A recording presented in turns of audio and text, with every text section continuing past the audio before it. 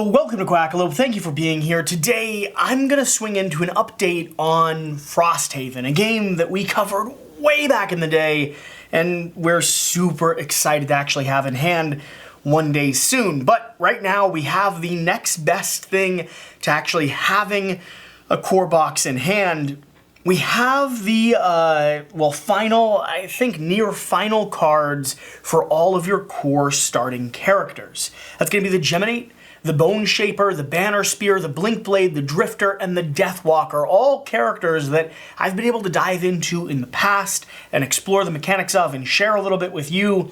And so now, I thought together we'd break down the cards, take a look at some of the mechanics and abilities, and talk about how I think they're going to play when the actual core game arrives, which, as far as I'm aware, should be here someday, one day, fairly soon. I know the shipping crisis and kind of the state of the world has made some delays and issues on the Cephalofair team's behalf. That being said, I have two things that I want to ask you, the audience, and I'm going to tie it to two elements. First off, the comment section and the like section. First, I have a Frosthaven gameplay with the original prototype all the way back with Jan and I that I never edited or processed because the world changed, I moved, it was a complicated time.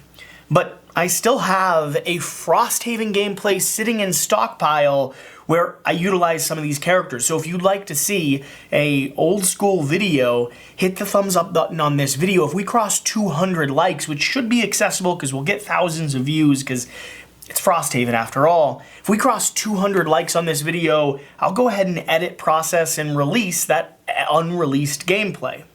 Along with that, I'd like to play with these cards.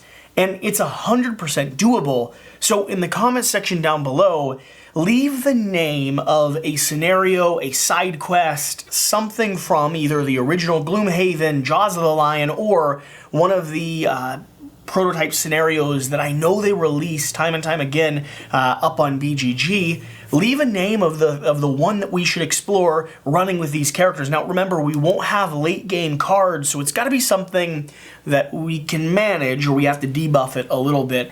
But I'd love to play with some of these characters and actually get a feeling for how they flow in the game. So first off, hit the like button. Second off, leave a comment for what you'd like to see us play with. And third off, if you aren't subscribed like the majority of our viewers are not, go ahead and hit that subscribe button. It's completely free, and you can unsubscribe anytime you'd like to. And with that, let's go ahead and start digging into these cards. I think I want to start with maybe one of the more straightforward, which is going to be the Drifter here. One of my favorite characters to play when I was running the prototype of it. Now, I don't know everything perfectly, so I might need to reference these cards from time to time to see what's happening. But let's see here. So I have all of the level 1 cards here in my hand. So, Violent Inheritance, there's going to be 1 damage. Then you're going to do a pickup. So yeah, you're killing something and then picking up the coin that you just slaughtered. Down here on the bottom, we're going to have 4 move. We're going to have 3 damage, 3 spaces away, a target of 3. But you're going to cost that card, potentially. So, cycling this over, Bloodletting, 3 damage. If you killed an enemy with the attack ability, move the character token on one of your persistent abilities backwards 1 slot. So giving you a little bit more time to manipulate and mobilize some of your in-game abilities. We're going to see some of those coming up here soon. We're going to have 1 damage, and then we're going to assign a wound. Suffer 1 at the start of each turn, remove when healed. We have Deadly Shot, 1 damage. It's going to be 4 areas away, and then we're going to Poison. Okay, so a bit of range on there. And then we have a move of 4, and this is a little bit of a quicker card. Prudent Preparation, 1 shield, 1 defense, and then, or 1 strength. 14, it's very good. This is going to be a persistent card though. Then we're going to have 2 health, and then we're going to have a target of 3 away. Here we have Draining Arrows.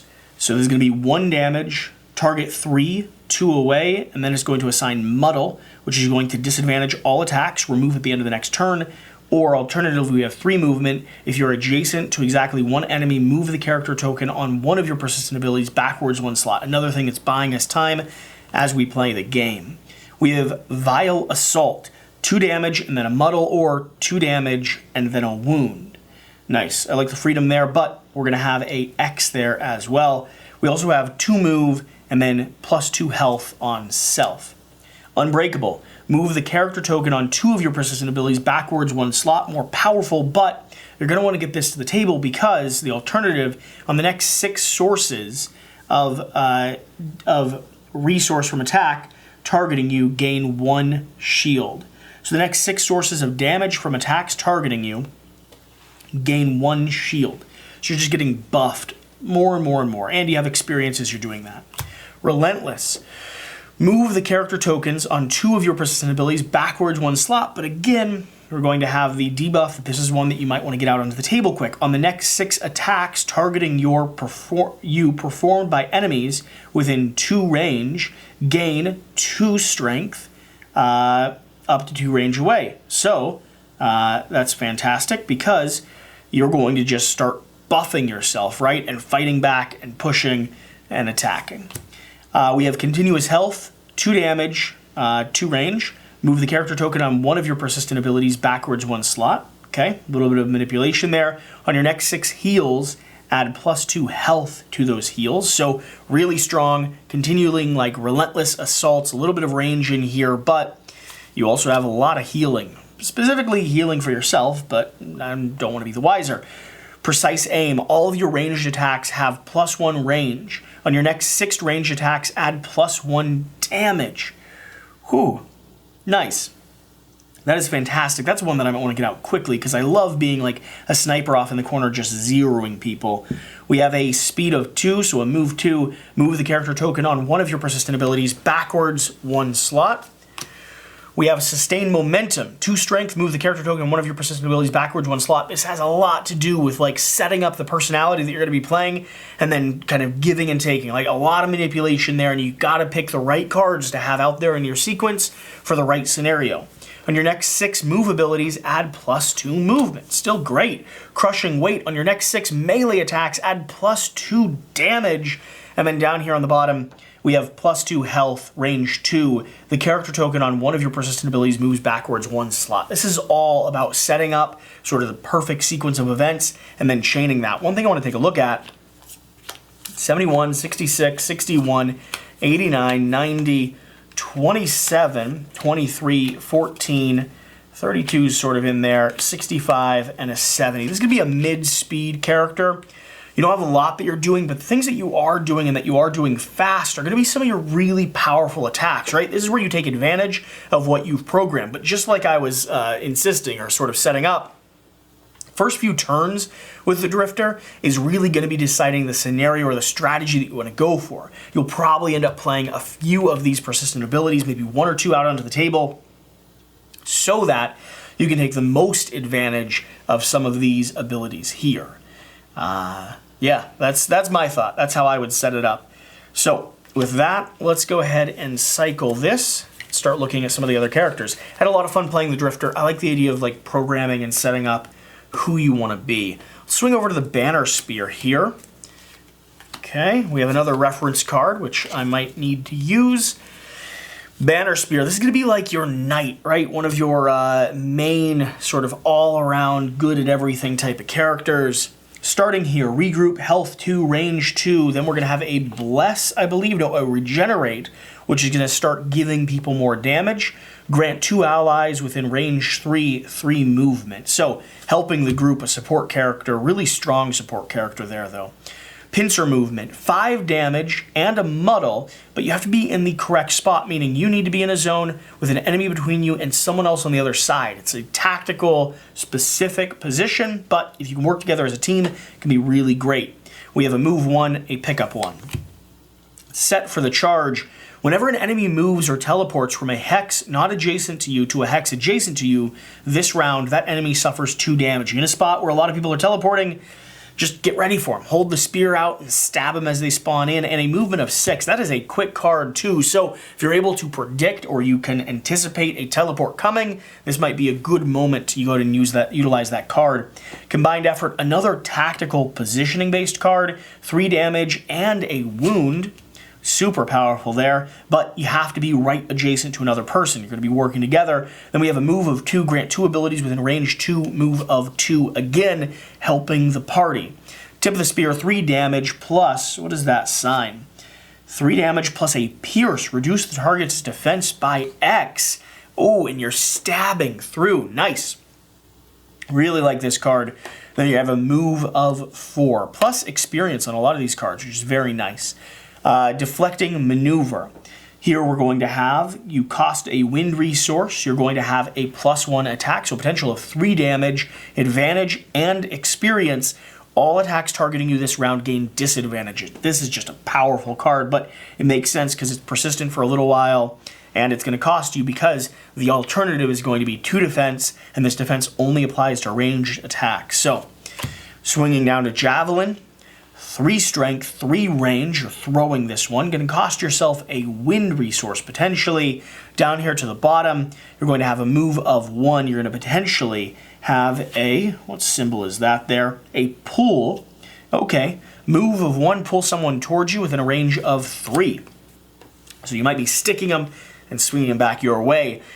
Unbreakable Wall. This is going to be a super good defense card, I believe. 3 attack, push. This is like this is like you're branding your spear and you're just shoving them, right? 3 attack, or 3 damage, push of 1, knocking people back a little bit.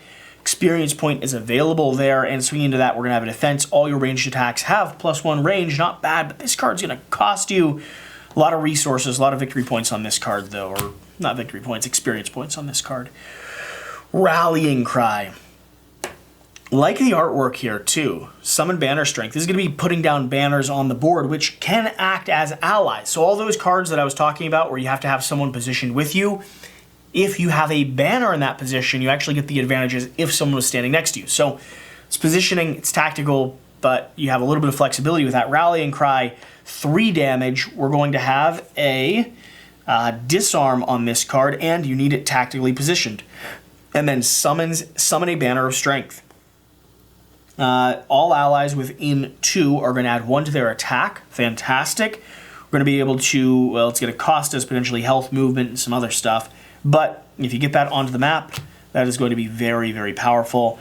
At all costs, 3 health, all allies suffer 1 damage for each ally whose hit point value increased with the heal ability. You're costing yourself. I mean, this is classic support character, though. It's good, it's great, but it's going to hurt. Then the alternative, summon reinforcements. Movement of 2, 1 health. That's going to be your reinforcement here. You control the movement of this summon. Fantastic. We're popping someone else onto the board. Again, giving you tactical advantage when it comes to the positioning. Now, I think you're going to start with getting one of those 2 out on the board. You're going to move probably quickly and then try to get one of these placed so you can start manipulating and planning where you go. We've got a few slower cards. We actually have a nice collection of very fast cards here, which these cards for me are going to be all about movement, right? Because that's what you're controlling for. A little bit of damage to knock your way in, but specifically, this is going to be about positioning. Set up defense, get to a location, spawn some of your allies, which takes a little bit more time, and then all your mid cards here are going to be focused on positioning and focused on dealing damage based off of the puzzle that you've built up on the board. Excited to play the Banner Spear. I think it looks really cool. Deathwalker. Who's ready for the Deathwalker? And I don't think these are different, right? These are all the same. So I'll toss one over the side, and let's start taking a look at the Deathwalker. Strength of the Abyss. Strength of the Abyss. This is going to be damage X +1, where X is the number of darkness on the map. Fantastic. Once during each of your move or attack abilities, you may remove 1 darkness within a range of 3 to gain 1 victory point or 1 experience point. Add +2 to your move or +2 to one of your attacks. This is a permanent card, but it will go away. Shadow Step, move 3. This movement, interesting. Move up top here. I like it. Now, if you don't know, the Deathwalker here is going to be teleporting, kind of popping into different regions. Really, really cool approach to how a game can manipulate the board, right? Because you're going to be able to like summon and pop and spawn other people and push people through your portals. It's super messy. It's super cool. Movement up top here, though, which I really like. I like that change. This movement must end in a hex with one of your darkness portals. 3 damage as well. And then we have movement of 6. So much movement. Place a darkness portal on the hex you are occupying. Fantastic. 3 damage. Target all adjacent enemies. Okay, and you're going to be summoning the poison ability, which is great. Perform this attack as if you were occupying a hex with a darkness tile, and then remove a darkness tile. Okay. Not great, not bad, is expensive. Lots of experience for it though, but it's like a late game, like save that for the end of the round type of thing. 3 movement, poison someone within a range of 1 eclipse. Place 3 in hexes within 3 spaces. Whoa, that's fantastic. Just start popping them out, and you're going to need to cost yourself a little bit of darkness in order to do that.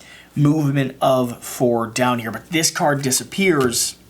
I don't know if I like that or not. It's a big price to pay to set up what might not pay off. Call of Doom, 1 damage, target all adjacent allies. You're going to cost yourself a darkness spawn, or cost yourself one of those like eclipse tokens to initiate a muddle. Perform the attack as if you were occupying a hex with a darkness. Good, fantastic. Then we're going to have 3 movement, and we're going to spawn ourselves a darkness. Or an eclipse, the right term. Black Barrage. 2 damage, range of 4, cost yourself an Eclipse token, +1 strength, +1 range, gain an experience. I like that. Move all darkness up to 2. Manipulate those darkness on the board, allowing you to teleport a little bit more freely. Dark Fog. Swinging in here, 3 damage, range of 3, and we're getting a curse down on the board. I like that. Ooh, but you have a limit on where you're targeting, and we're going to be spawning a Eclipse, and this card costs itself. I don't know if I like paying that price. Move 1 up to 5 hexes. Okay. A little bit of manipulation. You might be moving the fog more often than you use that top ability. Well, because the top ability goes away, of course. Fluid Knight. 5 total strength, 5 total damage. Perform the attack as if you were occupying a hex with a darkness token, then remove a darkness token. This is going to spawn an Eclipse. Okay. Whenever you would suffer damage, you may instead teleport to a hex with a darkness, remove the darkness, negate the damage, and discard this card. Just disappear, pop up somewhere else. Sunless Apparition. Summon a Shadow Beast. This is exciting because this was not in the prototype. 1 health, 3 movement, 3 damage. This ability can be performed if you remove the darkness from an adjacent hex. Okay? Summoning a Shadow Beast, I like that. You turn your darkness into a creature that can fight. Then we're going to have a pickup of 1 and teleport to a hex with a shadow. Anger of the Dead. 2 damage, range of 2. Remove any number of darkness within a range of 3 of yourself for each one removed. Add a damage, add a range, and add... What is that? Pierce. Add a pierce. Ooh. Ooh, you could just murder someone with that, especially someone that has high defense. This is a great card, and it doesn't go away. But it costs you your shadows. It costs you darkness, which... that's a big price to pay. Okay, target all enemies occupying a hex with a shadow or a darkness. Whenever an enemy enters a hex with a shadow this round, that enemy gains a wound. I like that. If you've positioned them correctly, it could be really good. Final one, Call to the Abyss. During you and your summons attacks, before drawing an attack modifier card, you may place 1 character token on the target of the attack. When that enemy dies, place a shadow in or adjacent to the hex it occupied. Okay, you may place 1 character token on the target of the attack. Whenever you place a token with this ability, remove any other tokens placed with this ability. So you're placing, then you're summoning, okay? Place 1 shadow in a hex within a square of 2. I like this. So we're going to be spawning shadows. Those shadows are going to be summoning creatures for us, buffing our attacks, making us stronger, or, more importantly, allowing us to move around the board. I don't know if that's more important or not, but I like the idea of teleporting, popping up in different locations. Take a look at the card layout here. Some super slow cards. Not as many middle cards. We are either going fast or slow here, right? We've got some speedy cards here. These are going to primarily deal with manipulating and utilizing our shadows. A little bit of movement here. Some good attacks, but those attacks cost us. Our slower cards are going to be things like super powerful attacks, primarily with our summon.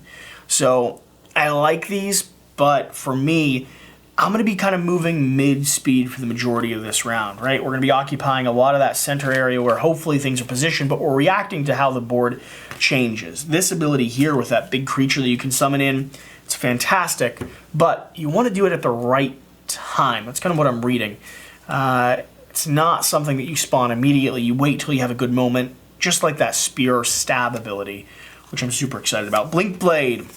Really like the Blinkblade. This is going to be like a ninja. Tiny little creature that pops around and just slaughters things. Had a lot of fun with it when I first played. Okay, temporal displacement. Temporal displacement. Interesting here. So, Blinkblade is going to go at 2 different speeds, and you decide what speed it's currently occupying. Interesting. So we could either go fast or slow here. We could go fast, gain ourselves 2 movement, do a pickup action, or we could go fast or slow. Fast, range of 2, attack 3, a little bit of a snipe, or slow, which is going to give us a sacrifice our attack strength by 1. We have a cascading reaction. It's fast or slow. Again, these cards, they're much more advanced than the Gloomhaven ones, especially on round 1, level 1 characters here. So, fast. We have a bleed, hit, attack. Then we have a move. Then we have a bleed, hit, attack. Whew. This is nice, but this card goes away. Now, if we go slow, if we're on a slow step, we'll lose a little bit of our speed, which isn't that bad, but you also lose your wound ability and your 2 experience that you get from this. You're going to want to do this one as a fast card. And then down here on the bottom, 4 movement. All abilities add +1 movement to their move. All allies add +1 movement to their move abilities. This move from a hex adjacent to you, adjacent to a hex not adjacent to you this round. All allies add +1 move to their move abilities that move from a hex adjacent to you to a hex not adjacent to you this round. Okay, clear enough. So cycle this. Drive recharge, gain 2 time, 2 speed, 2, I think that's the thing that allows you to continue running fast, right? This is how you do it. And you're going to go ahead and bless and regenerate yourself. I don't mind that, but it costs you the card. Oh, and then slow down here is going to give you the opportunity to do a regenerate, 2 self plus regenerate. Hit and run, fantastic, love the title here. Starting with the fast abilities, we're going to have 3 damage plus a move 2 and an experience without costing the card. I like that. Slow, however, is going to give you a ability to immobilize someone, but it's going to cost you a attack strength. Down here on the bottom, on your next 5 attack actions while fast, perform 3 movement at the end of the action. I love that. I love that. You get going fast, you kick it into high gear, and you just start piling through people. It's like you don't want to stop. Power leak. Okay, 4 damage, starting with fast. If you do not have that resource, gain that resource to add +1 target and an experience. Okay, cool. And then moving down, poison. If you don't have poison, gain poison. So what, your, I guess, batteries are hurting you as you play. I don't love that, but I understand why it's there. It's a little bit of a debuff for a really powerful card. Muddle Self. That stinks if you're going slow. This card's painful. 4 movement down here on the bottom if you're going fast. 3 movement if you're going slow. +4 movement. That's 7 movement. Ooh. Then we have +2 health. Target all within 1 space away. Okay, it's like you explode there. Okay, overdrive. Gain 1 shield while going slow. Add 1, is that target? To all your move abilities while going fast. 1 range, 1 something, 1 jump. That's what that is. 1 jump, 1 leap. Oh, like that. But this card stays 2 experience. It stays indefinitely and then it gets discarded. Moving down, we have a muddle. Target all within a range of 2. If you're going slow, this is going to cost you 1 of those ranges. If you're going fast, all your attacks targeting enemies that have muddle are unaffected by the strength or by an attack this round. Huh. Okay. Let's see. Overdrive. Kinetic transfer. These cards are crazy. How much information's on them, right? Like the layout of them. They are easy enough to read, but I have to do a little bit of like research before we dive into this officially. Starting at the top here, starting with fast, 2 move, 2 strength, We're going to get a pool of 3, and we're going to buff fire over to slow, -1 move on that, so only 1 total move, 2 attack with a range +1, a little bit of a buff there, and we're going to be summoning ice, seems appropriate. Dropping down here to our move pile, we're going to have 4 move down here on the bottom, -1 move if you're going slow. All adjacent allies and enemies suffer 1 damage if you're going fast. Down here at the bottom, minus a time for yourself, pull 3, all within a range. Is that pull or push? Let me check that. Push 3. This card has push, so we're doing kinetic transfer, which is shoving people away from us.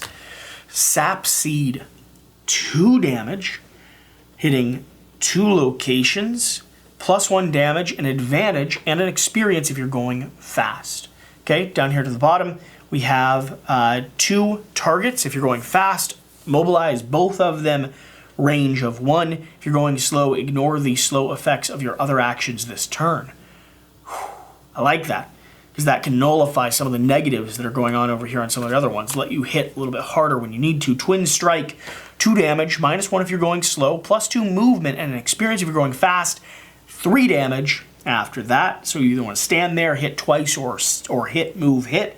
Then we're going to be popping over -1 damage if you're going slow. Down here to the bottom, 3 move, -2 if you're going slow, but you get to heal yourself and summon plant energy. Or if you're going fast, all your attacks gain +2 pierce this round. I like that. And you get wound, and this card lives on your table. Blurry Job, 3 straight up attack, +1 and a bleed and an experience if you're going fast, -1 and a muddle if you're going slow. Down here to the bottom, +2, so 5 total movement if you're going fast, 2 movement if you're going slow, and use 1 adjacent enemy. 1 adjacent enemy suffers damage if you're going slow. This is a crazy set of cards. Honestly, this is a lot to digest, especially not expecting like the new layout and how they're mathing.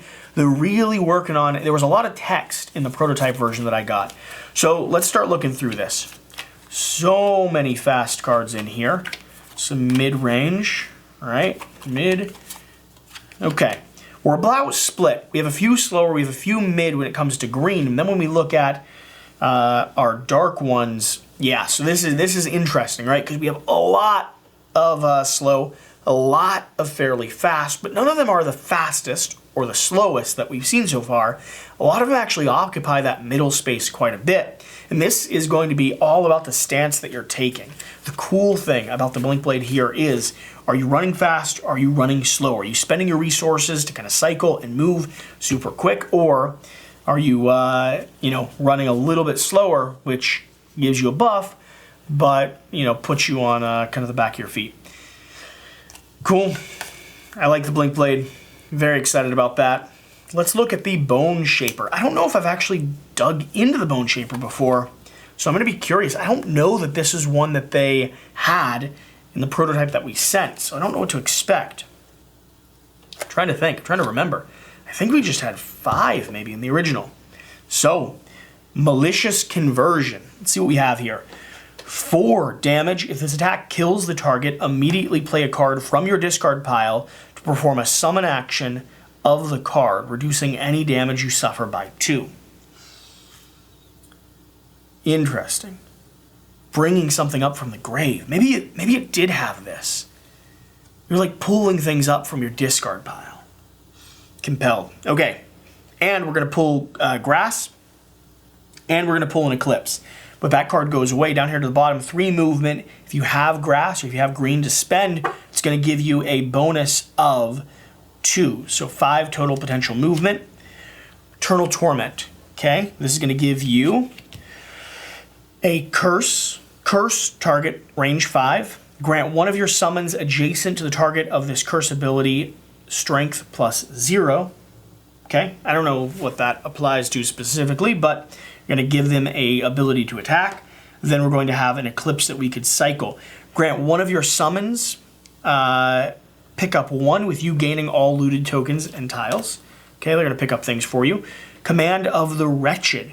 Grant one of your summons, movement +0, strength +0, spend a Eclipse to go ahead and do a Pierce Okay, so this must be their base movement, but you're not adding anything to it. That's what I'm getting from that. And grant one ally an attack of 5. Nice. So you can control your allies a little bit. Flow of the Black River.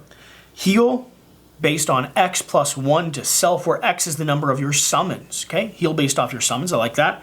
2 movement, grant one of your summons 2 movement. So we're really manipulating the board here. Not a lot that I'm doing myself right now. It's really the people that I'm controlling. So I'm excited to get to those. Fell Remedy.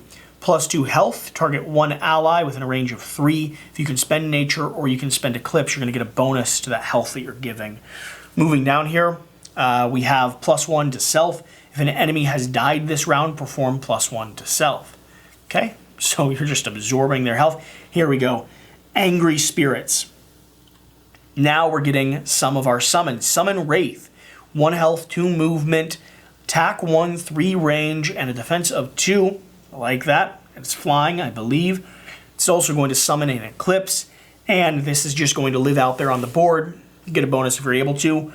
On the next death of one of your summons due to damage from an attack, the attacker suffers 2 damage. The Wraith does not like seeing people die. But you either choose to summon it, or you choose to do that bottom card. Okay, Dark Tidings. Grant 3 of your summons plus attack. Okay, so 3 people are attacking, and they're going to get the ability to curse. If you have an Eclipse to spend, you can add poison to that. That card goes away. 4 movement. You're just moving. You're getting out of there. Decaying Will. Attack 1, range 5, plus poison. Add 1 plus attack if the target is adjacent to at least one of your summons. All of your summons attacks are unaffected by defense or strength, whatever that symbol is. Transfer of Essence. Okay, we're going to have a buff, a strength, I believe. Yes, strength. 1 ally, range 3. If you can spend an Eclipse, you'll get another range. You add a poison to that as well. Range 3. If you can spend a grass, you're going to get another range, and you're going to get an experience. I don't love it. You're just buffing other people, right? Heal 5, 1 ally, range 3. And then heal 2 to yourself if you're able to spend an Eclipse here. Summon Shambling Skeleton. 3 health, 2 movement, 2 strength, and it can do a heal on itself. I like that. We're going to have the Curse ability down here on the bottom. 2 range, 2 targets, 2 range. Returned Servant. Summon Shambling Skeleton. Same stats as the other one with a movement of 4 down here on the bottom. And then Life in Death, Shambling Skeleton, again, same stats on the top. 3 health, 2 movement, 2 attack with the potential to heal itself twice. And then on the bottom, we have a status effect. On the next 3 sources of damage to you, negate the damage. Cool. I like it. So this is just support character. Get your summons out. They'll do the fighting for you. You move, dodge around, heal people. That's what I'm reading. That's all I'm reading in this. A little bit slow, though. Yeah, so our mid cards here. Oh, we only have 2 faster cards here. Flow of the Black River and Malicious Conversion. A little bit of attack. They do give you some movement to free up. All of your summons are going to be slow. It's going to take you some time to get your engine up on the ground. Hopefully they don't die so quickly. You're going to have to be really careful with them because they do seem a little bit punchy. But you have the option to, where is it? You have the option to pull cards back from your graveyard, which I find super exciting because those can be the summons that you're pulling back, right? So spend a powerful card early on so that you have something there so you can take advantage of that. You can pull someone up and maybe get someone onto the table a little bit easier than the alternative. Now we're going to have the Geminite. This is going to be a weird one. Maybe a little bit hard to read because here's the thing. The Geminite's going to operate as 2 different minds. Geminite's going to be a hive mind, which is fascinating. I love the premise of it. Super interesting to play, and you're going to have these icons that start switching which mind you're controlling, going from left to right brain, who's operating the beast. Okay, so let's dive into this. Last one, if you're still watching, leave a comment down below. What's been your favorite one so far? I have my opinions. I really want to play the Blinkblade, but it seems a little bit overwhelming. Deathwalker seems cool. Drifter seems cool. But I'm super excited about the Geminite. So let's dive in. So Hornbeetle Carapace. On your next 4 attacks, add +1 damage if you are in your left side of your brain, or 2 damage if you're in your right side of the brain. Okay, and this is going to be a long-term status effect that goes away. A little bit of a faster card though. We have a move and we have a defense. And if we can spend Frost, we'll get an extra defense and an experience. Drag down. 2 attack. It's also going to have a immobilize. 3 locations you could hit based off of this, and you're going to switch your brain. That's that icon right there. This is going to be a left brain card, and down here we're going to have 4 movement. We're going to have a leap alongside that. We're going to have a disarm ability, target 2, range 1, but that goes away, so get out of the way there a little bit. Floating tendrils, love this, hitting just like all sides of you, 1 damage, and a muddle. If you can spend sun, you'll get an extra damage to that. Muddle, target all allies in the red hexes of the attack ability. Love that, muddling everyone around you, just tangling them up in your vines. Down here on the bottom, we have a wound, target all allies and enemies within a range of 2. Good, bad, depends on who you're next to. 2 attack, 2 attack. Challenging boon. Down here on the bottom, we're going to have a bless self, it looks like. That at the end of each one of your turns, you may spend a resource to summon fire or light. Then you're going to switch personalities again. Hornet Stingers. 1 attack, bless 3. It's not bad. Poison. Target all allies in the red hexes of the attack ability. This could hit up to 6 people, 5 people, which is cool. Switch personalities. Now, down here at the bottom, 3 move. All attacks targeting you this round gain disadvantage. Okay, you turn into a hive of hornets. Draining pincers, 3 damage. If you can spend a light or sun advantage and 1 experience, you're going to be targeting everyone right in front of you. I like that. Just then we have 3 movement with a leap, switch personalities again. Icebound Quills, 5 damage, love that with a bless. Down there on the bottom, if you're able to sacrifice snow or ice, going to gain 1 damage plus another bless and an experience. This card goes away though. And then we have 1 shield, we have 1 strength. Okay. Whew. Popping over to the other personality. Now that was a heavy attack-based personality, really deals with positioning quite a lot, but so much damage in there. This is going to be more your status effects, your movement, and your defense. A little bit of a floating wool blanket there. Okay, let's see here. Scarab Flight. 2 damage only, range 3 or 4, push 1. Interesting. There's your target profile. On the next 4 sources of damage from attacks targeting you, gain 1 shield if you are in the right side of your brain, or 1 shield or shield 2 if you're in the left side of your brain. So you set this in place, then you switch brain sides. Fiery Swarm, 3 damage, only 3 or 4 distance away. Hitting in a little triangle pattern here. If you can spend fire, you'll gain a damage and an experience. Move 4 down there on the bottom, like I said.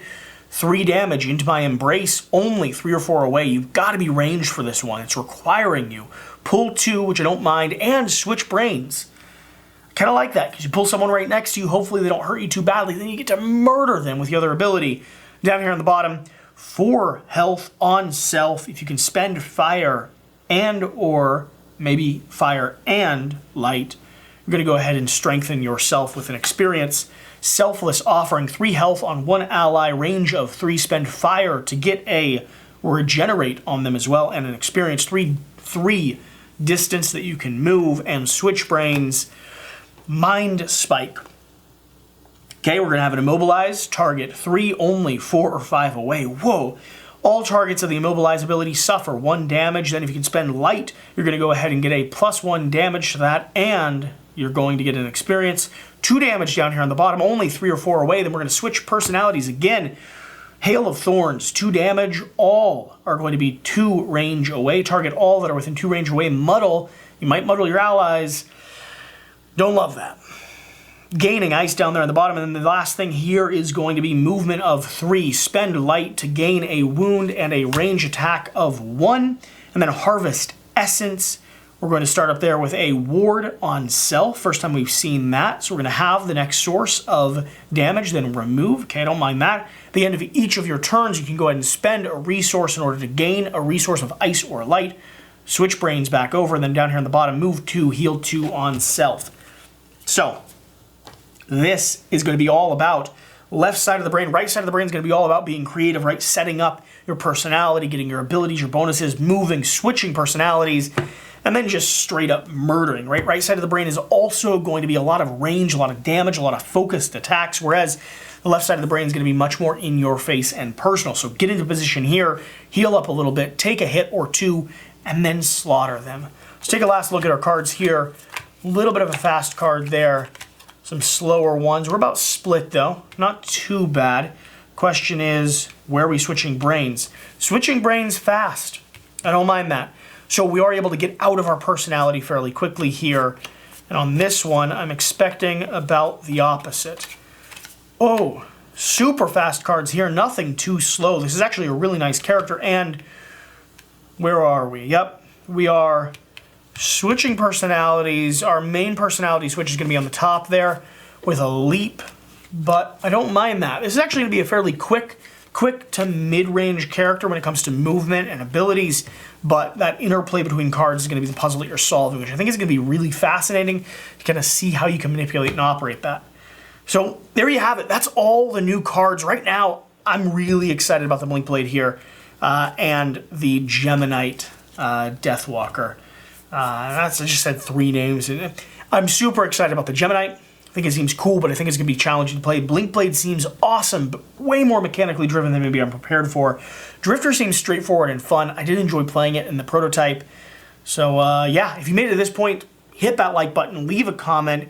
What scenario do you want to see us run with these characters, with 1 or 2 of these characters? And do you want to see that, like, 1.5 old footage?